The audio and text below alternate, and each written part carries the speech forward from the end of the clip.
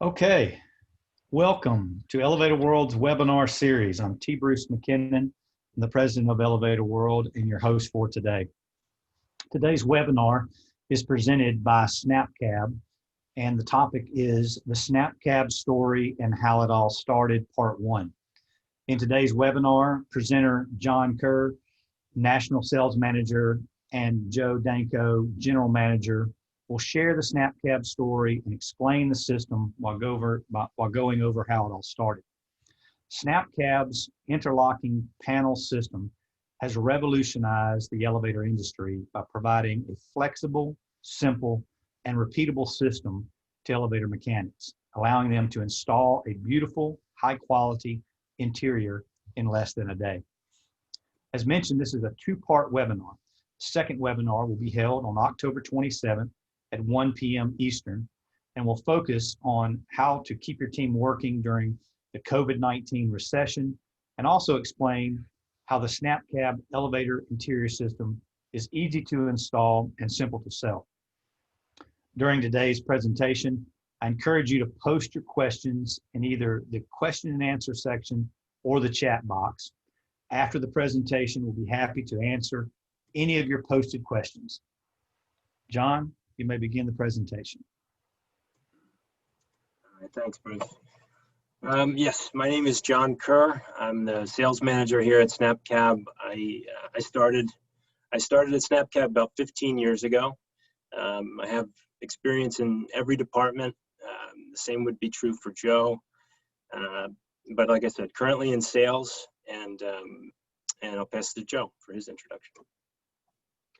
Thanks everybody for coming. My name is Joe Danko. I've been with the company just going on 17 years now. I started in manufacturing as a helper, and I've also worked through every position in the company with the exception of a sales position, which has been great for gaining experience, and I now am currently the general manager. All right. Oh, and sorry, that was the introduction slide.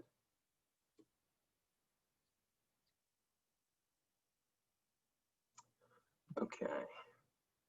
So in the very beginning, so our founder, Glenn Bostock, he had an attraction to high-end woodworking. So as you can see in this picture, I'm just going to show you with my mouse. All of this cabinetry here, this is all built into the wall. So you have to figure that a wall is out of square, and you can't just build this thing and put it in there. It has to be built basically in place. So with a product like this, it requires a lot of skill to produce it, not very scalable, and it's not in a system where it can be repeatable either. So with that, we'll jump over to the shadow lines and the reveals. So like John said, you know, when you're doing custom work, everything has to be, you know, custom engineered, surveyed, etc. There's a lot of work that goes into making a good fit. Typically in that industry, things were scribed into uneven walls, which again added to the time, and it was not a very repeatable process. So during that career, Glenn being an innovator, come up with some ideas or some concepts that he applied to his custom and high-end woodworking that actually, and we'll talk about this, were actually things that he adapted to the elevator interior system that he developed. And those things are things like, you know, intentionally leaving spaces between, you know, where items meet. You know, what he said is, you know, if you try to make something match up perfectly in an imperfect world, you know, it's just not going to work. And if you miss, it looks horrible, and it sometimes doesn't work. So if you purposely leave gaps and spaces for things to kind of hide, you know, it's actually more aesthetically pleasing, and it's something that you can do over and over as a repeatable process. So you see some examples on the left here which show what I'm talking about, intentionally leaving gaps and spaces between things to create a shadow area reveal space. These are some of the techniques that we're going to look at down the road here with our system, but to the right you can see an example of that. So our interior systems are purposely left a little short of the inside corners. There's a reveal in the background so that you get that nice cleanable stainless steel seamless look. Very easy to install, but we purposely leave the panel short from the corner. Again, you know, elevator interiors are usually out of square and in fairly poor shape sometimes. And so this actually makes the product install easily, and it looks like $1,000,000 when it's in. Same goes here too, where panels line up. So by intentionally creating these spaces, you know, again, if you're misalignment, if you're misaligned a little bit due to things being out of square, etc., it really looks nice when you add in this decorative detail. Basically, designing flaws into the system, but I wouldn't say it's a flaw. It's actually an architectural detail that really looks aesthetically pleasing. So, so Glenn was running this custom cabinetry business since the 80s, and his father was a partner in an elevator maintenance company, an independent elevator maintenance company, and he had suggested to Glenn that that he thought it would be a good idea to get involved in the interiors, because at the time the way the interiors were replaced was they would take the shell out with the interior, and then a factory would remake the shell and the interior. So it was very timely. It was very expensive. So he began structuring his business just to build elevator interiors. And but at first it wasn't the SnapCab system. At first it were things like this off to the right. And this job specifically, which was a job here in Philadelphia. This job it's a product called Marlite, and along here, so these look like what Joe was just talking about as far as shadow lines, but these are actually black extrusions, and these panels all needed to be cut on site to fit perfectly in these corners. And this installation took 4 days, everything being cut in place, and it was as Glenn has told me, it was just a total nightmare. So this is how the SnapCab system was built, or I'm sorry, it came to be. So off to the left in this picture, there's a picture of a standard hanging panel, which was the industry standard prior to the SnapCab system, and is still applied today in certain interiors. But what's interesting about this picture, this was a demonstration for a large elevator maintenance company that wanted to partner with SnapCab. So what we did was there were two mechanics that were installing the standard panel off to the left, which is that hanging panel, and off to the right was one mechanic installing a SnapCab. So you can see in the same amount of time that it took two mechanics to install that one panel on the left, the SnapCab system was fully installed for an entire wall, along with the handrail and the pad buttons. And then this is just a view between the Marlite job on the left and something similar that you could get with the SnapCab system. Again, very similar aesthetic. If you were to just change this laminate on the bottom here, but the one on the left installed in 4 days, and the one on the right installed in 1. So I'll talk a little bit about our system. Some of the things, as John mentioned, have to be done after the fact. I'm just going to give a quick overview before we drive into some of this detail. But our system is fully engineered here at the factory with all the elevator code taken into consideration. Fire ratings, handrails are pre-mounted at the right height. Ventilation is considered and addressed, and it's part of our system. So when you install a SnapCab, it's a real simple installation. You don't need any specific tools, very similar, simple, basic tools to install the SnapCab system. And it's definitely mistake-proofing and repeatability and simplicity are the things that were really considered when this system was designed. So if we want to drive in a little bit here on number 1, just again, kind of overview our reveal system. So one of the first things that would get installed with a SnapCab system is this reveal. Typically stainless steel, but other materials can be available. But the thing is, this reveal goes behind the panels about 1.5 inches on each side. Again, it's giving you that gap, that space where you're not going to see things that are out of square if the interior is not square. And at the same time, it gives a little bit of flexibility on the measurement because it underlays the panels. The second piece here we'll talk about a little bit is our toe kick binder. So on the bottom of the cab, this would be the first real piece of the wall paneling system that would get installed. toe kick binder has ventilation considered. It's not visible, so there's a little sight guard on the front that typically doesn't allow the ventilation holes to be visible, but they're there. It's also the piece that receives the very first panel. Over to the left here, the third piece here, again, thinking about quality and longevity, this is our panel edge protector. This piece is an extruded aluminum piece, which has a groove in the back of the panel to lock it in very simply, ensure that it's lined up right, and it's on an angle on the face there, so it'll deflect any kind of impacts that would typically damage the end of the panel. We go up to number 4. This shows our ILP joint again.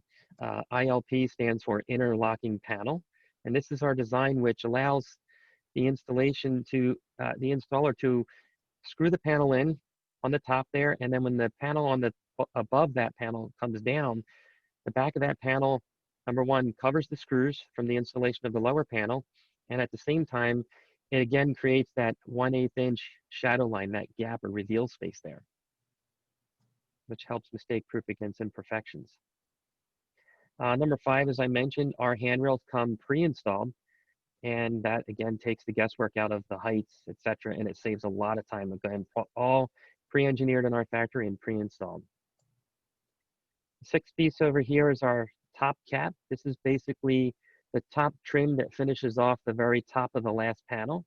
So it's a decorative piece, but again, integrated into that is a sight guard, which reduces the visibility in the gap there between the ceiling and the cab shell. And at the same time, there's a channel on the bottom, which is integrated, and that accepts our pad hook, which you'll see in number 7. So that little channel gives a place for the pad hook, which is designed specifically to work with our top cap, comes pre-installed on the pads, and it locks in place and it won't fall off unless you move the little thumb tab. Again, these are things that we learned from the industry. That gives a quick overview of our system and how it's mistake-proof. Really, with the mistake-proofing, we intend to create products and systems that are repeatable and mistake-proof as much as possible. And this just goes into, so we've been operating over 20 years doing the elevator interiors. And since it's a system that we're able to, it's a systematized product that we're able to send out across the United States, and our customers who are elevator maintenance companies, they do the installation. So we've been able to scale the business based on the product itself being a system. So we went from a small cabinet shop with dirt floors from back in the 80s and 90s to the leader in this category in the United States. So Joe's gonna take some time to present on the culture, some tools and practices that has made this growth possible. Thanks, John. So one of the things we like to talk about is our lean culture. I'm going to start off by a little description of what lean manufacturing is, although we don't really call it lean manufacturing anymore. We call it lean thinking. Lean is a methodology that doesn't just apply to manufacturing, but it applies to the office. It can apply to the home, to the daily life. It's really just a way of thinking of continuously improving, identifying what you see, finding the root cause of problems, etc., and continuously improving. And so some of the tools that we use here that helped us create our repeatable processes is 5S. We'll talk a little bit about that. Standard work, Kaizen. We do this on the shop floor and in the office, etc. And these systems that we're going to talk about have allowed us to improve tremendously. We've improved our quality, eliminated a lot of non-value added or wasted steps in process, reduce our costs, ensure timely deliveries, remain highly responsive to the needs of our customers and coworkers. We have a really good system for that, and really getting our employees involved. And then with that said, I'd like to talk a little bit about our monthly lean tours that we do. So we open our doors once a month to 25 to 30 strangers to come in, and we present to them not necessarily what we do, but how we do what we do. And this is a great way to get our employees involved, and it's a great way for us to learn. We've realized that, if we speak about the tools that we implement here in our business to improve, by continuously talking about that with people and getting questions and having to give feedback, we've learned a lot about ourselves, and we've really, really been able to help others and grow ourselves. This lean tour starts off with a small presentation, a little bit about the history of the company and how we got involved with lean manufacturing. And where the real benefit is we actually break up into groups and we go out on the shop floor. And these guests get to hear a presentation from our frontline workers. So these are the people out on the floor doing the work, adding the value, creating the value. They get to present what it is that they do and how they do it. They also get to answer questions. And this has been a huge boost to our employees, our engagement and culture. It's really, really been a great benefit to us. Talk a little bit about 5S. 5S is just really a way to create a clean, organized, efficient system, area, etc. What 5S stands for is sort, shine, set in order, standardize, and sustain. Basically determine what is it here that we need or don't need. Let's get rid of what we don't need. Let's clean it up now and make it look presentable. Now we're going to make it orderly and neat. Going to standardize everything, make it visual, which you can see in this picture to the left, or the before and after on the desks at the top here. And then we have an auditing system that we created where peers get to audit each other and make sure that we're doing things the way we said we're doing. These cups up at the top here, I thought would be a great example of a very simple system that's very important and informative to us in this company. We use colored cups in the shop and the office. They're used a little bit differently, but they basically indicate the status of workload and things that are going on. Green cup would be displayed. Everybody has a display stand at their cubicle in the office, and there's a cup on top of that that displays the status of their workload. Green cup means everything's going well. They're on top of their work, no issues. They're available for help if needed. Yellow cup means I'm on top of my work. I'm pretty busy. If you really need me, you can ask me, but I'm yellow. I'm trying to stay focused on my work. Red cup means I'm very overloaded. I may have a problem. And that's a great indicator. A manager can see that red cup and go over and ask, what can I do to help you? Or again, peers with green cups can say, hey, is there something I can do? Can I take some work off your plate and help you get through the day because I'm a green cup, I'm on top of everything. And a black cup just means that you're out of the office. Again, very simple ways as a short example of what 5S visual means. Something else we do, we work really hard to create standard operating procedures. We engage our employees on doing this. So when, they're the guys and girls out there doing the work every day. So they're the experts. So we want to engage the frontline workers to say, well, what is the best way? What have you learned by doing this all the time that, makes it the best way? Or what can we do to improve? These off to the right here, these pictures of phones, SnapCab actually will provide cell phones, iPhones, to our employees at the company's cost for many different things. We use them for communications through the teams. The other thing we encourage employees to do is if you have an idea, we want you to set up a little test model and do a video. Or when we do standard work or best practices, we encourage our employees to record those videos. And then what we do is we upload them to our system. We create QR codes, and then they go back out on the floor as standard working operations or standard operating procedures. So they're available at any time for any employee because every employee has a phone. If you are doing something that you don't do very often and you need a refresher, you can scan that QR code and it's going to take you directly to that work instruction and show you how to do it step by step. Something else we do here is Kaizen events. Kaizen is a Japanese word that basically means change for the better or change for good. We do continuous Kaizen events here. A couple examples that you see here is we have multiple workstations where we manufacture, assemble elevator interiors. One of the things to note about SnapCab is almost all of our employees are cross-trained. So they float around the shop frequently. They don't necessarily show up and work in the same place all the time every day. So it's important that tools are available, presented to employee visually, needs to be easy to find out when things are missing. They need to be standardized because, again, these work cells, people float around between different cells throughout the week.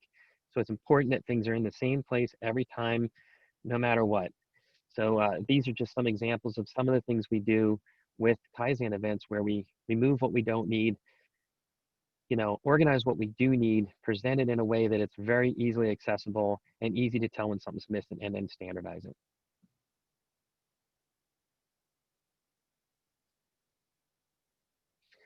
So continuous improvement, again, for SnapCab, for continuous improvement for SnapCab is really about getting employees involved.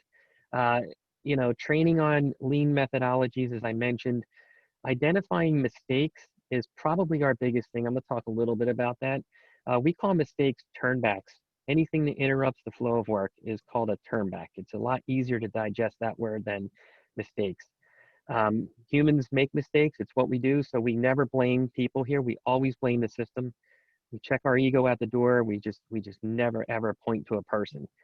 And the goal by reducing the fear around making mistakes is to, and identifying mistakes is really to open the mind of these employees for new ideas. This promotes teamwork and definitely leads to empowerment. We've experienced this here. These are some of the benefits we've realized here in SnapCab by getting the employees involved and reducing the fear of making mistakes. We've definitely improved in our quality, our standards, our teamwork and engagement is amazing. People working together to solve problems. Improved communication, even if we haven't solved the problem yet, at least people know that, hey, this is a problem for me, it could be a problem for you. Increased knowledge for everyone, as I mentioned. Reduced lead time, reduced inventory, and reduce or near elimination of equipment downtime, which was one of our biggest problems in the beginning. I'll go into the Gemba walk. So Gemba, what is Gemba? Gemba is another Japanese term that means the actual place. So for us at SnapCab or any company, Gemba for us means, on the shop floor where the value is created. It could be in the office where the value is created. So it's actually going to where the work is done and having a, digging in, finding out what's going on. So we have these boards located throughout our business where employees are encouraged to write up a mistake. So this in the center here is a little example of one of the blocks on the boards there, where they actually write down the date, job name, etc., and a little description of what went wrong. And then we do a Gemba walk every single day. So at the Gemba walk is a representative from most departments. So purchasing, production, quality, engineering. So no matter what problem can come up there, there's a manager that can discuss, take, ownership of fixing that problem and at least accountability for it. We have a conversation around that at that meeting. Again, the frontline presents to managers. Managers don't present there. It gives the frontline workers an opportunity to kind of manage up a little bit. And decisions are made right then and there on how we're going to proceed. And if not, then there's usually a Kaizen event that's scheduled, et cetera, and we'll get back to that and turn that into a project. Yeah, and I'm just going to add, Joe, this has been huge. I mean, you think about at another company, if you would get some of the executives of the company to come out and speak on the shop floor. This is where I remember when we put these Gemba boards in, and really you put these Gemba boards in, and this was the biggest change for the positive that I've seen. This is just to highlight that this is huge. Yeah, this was our biggest gold nugget. Absolutely.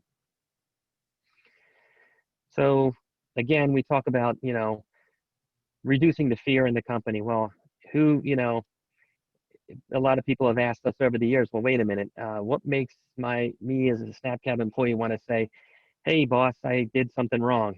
How do we reduce the fear of doing that? Because I know I worked in companies where if you made a mistake, you were reprimanded, and you're probably not really enthused about raising your hand and writing it on a board and saying, hey, I did this.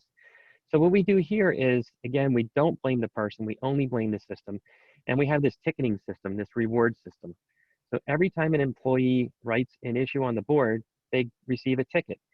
Tickets are given out at the Gemba Walk, and they're collected up for prizes down the road.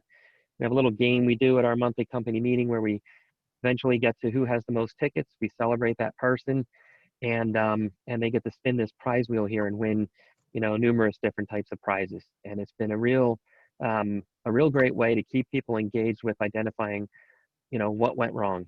And the real focus is on solving the problem, not what happened. It's more about how did it happen. Okay, now let's go fix it. Mm. Huge for our culture.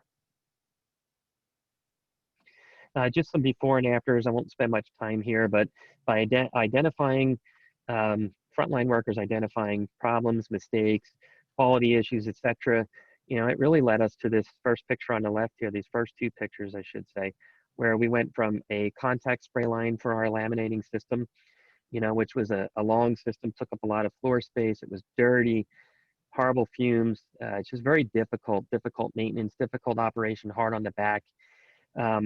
One of the things that we focus on when we do lean improvements is we focus on motion, and putting things right at point level. So we were able to implement a new system, which was much shorter.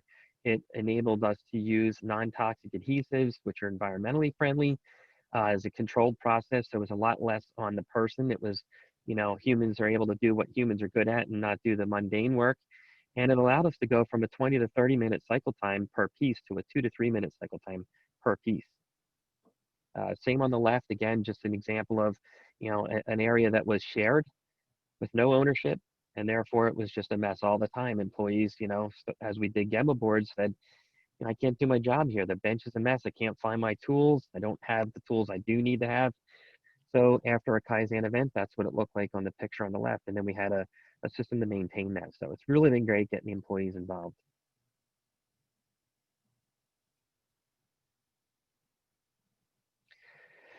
So talk a little bit on this right here. So, one of our main goals is really to create a community of usefulness. We want to do things that are useful, things that solve a need to a person. These are our core values in the center: be kind, be authentic, and be useful. These symbols on the right here are very important to us. As a matter of fact, there's big giant posters in our front office when you come in our front door. And the the trash bag, when you come in the SnapCab and you see that trash bag, what that means to us is our intention is to provide the end user of our product with every single thing they need to be able to do their job successfully. Things need to be pre-engineered, packaged properly, easy to get out, easy to install. And we supply everything the installer needs, all the way down to the cleaning solution to clean your fingerprints off the panels, the towels to clean them off with, and the trash bag to put the trash in. So when you install SnapCab, you're done. You don't need anything. The boots represent, we put ourselves in our, in our customers' shoes. We did have an installation division here for many years. All of us have gone out on installations to experience that. That was part of your introduction to the company. And so we've installed our product. We know what didn't work. We know what did work, so we can improve what didn't and leverage what did. And we also continuously engage, the installation mechanics, etc. So we love that feedback because, again, our intention is to continuously improve. We want to know what's not working and what is working, so again, we can improve. And the zipper on the bottom is a reminder of, how we create systems and products at SnapCab. We want to create systems and products that are simple, but provide a very useful service. Zippers are very simple in the way they work, but they have to work the right way. Things need to line up and integrate together in order for it to work properly. And that's the thought process behind what we do when we design product and systems at SnapCab. And again, just, reiterate our SnapCab community here. We have a bunch of different people. Our people are our foundation. We have people with very diverse backgrounds that come here.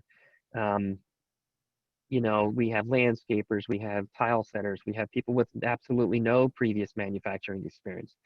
And what we want at SnapCab is people to bring what they do, what are their gifts that they do have, and enable them to be able to utilize them, support them, train them, really get them engaged, give them a voice. The Gemma board is a great place for an employee to have a voice to say, this isn't working, or I have an idea, and management is, driven to listen to them and let them kind of manage up again, as I mentioned.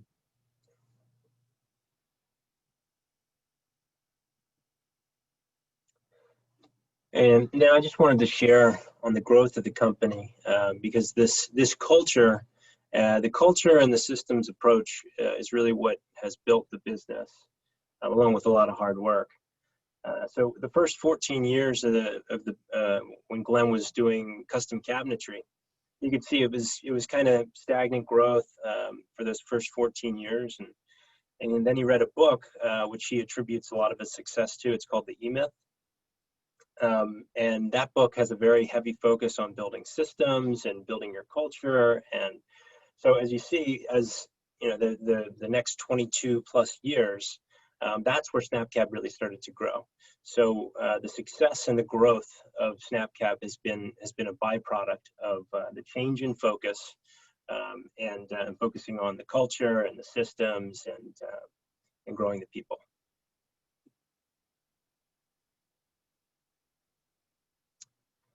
So, as far as what's next, we have the second part of this webinar, which is going to take place on the 27th of October, where we're going to go through the business model of selling cab interiors.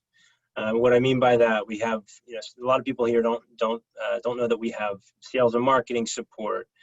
We have ways of increasing your close rates by working with SnapCab, and it's sometimes to some insane degrees. It's upwards of 80% when we're getting involved. We'll be going through some of the profit models of selling SnapCab, some of the things we're doing related to COVID. So that is to come October 27th, and I think with that we can open it up to Q&A. Or back to Bruce at least. Okay, terrific, John and Joe. That was really, really interesting. I actually have a few questions. I was wondering, what is the average time to install a typical SnapCab package? The average time to install, I would say between two mechanics, it's generally a day.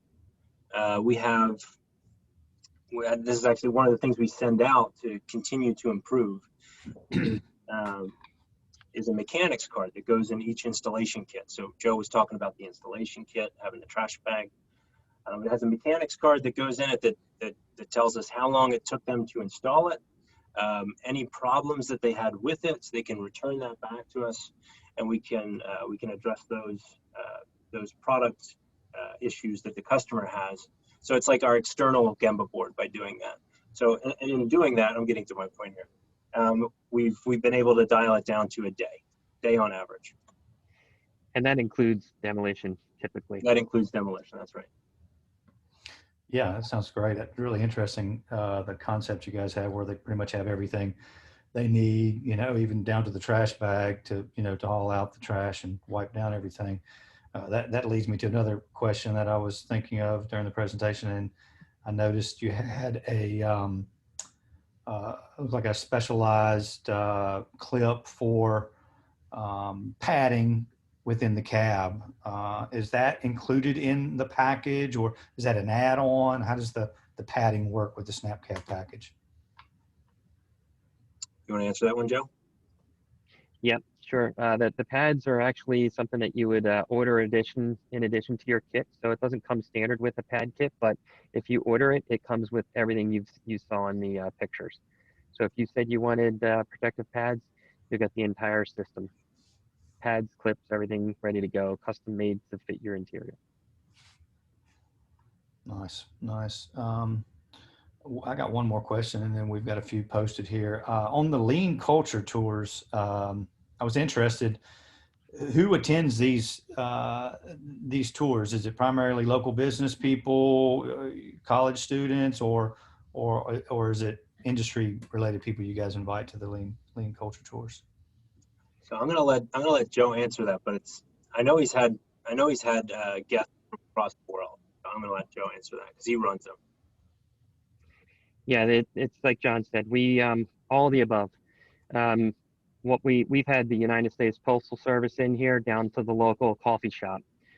We have people that are thinking about starting businesses, trying to improve their businesses, right size, get their businesses healthy. We have people that are already lean executives, I would say. And, you know, VVIRC is a local company to here that actually goes out and teaches lean to companies. They do events. They'll actually come into your facility and perform events.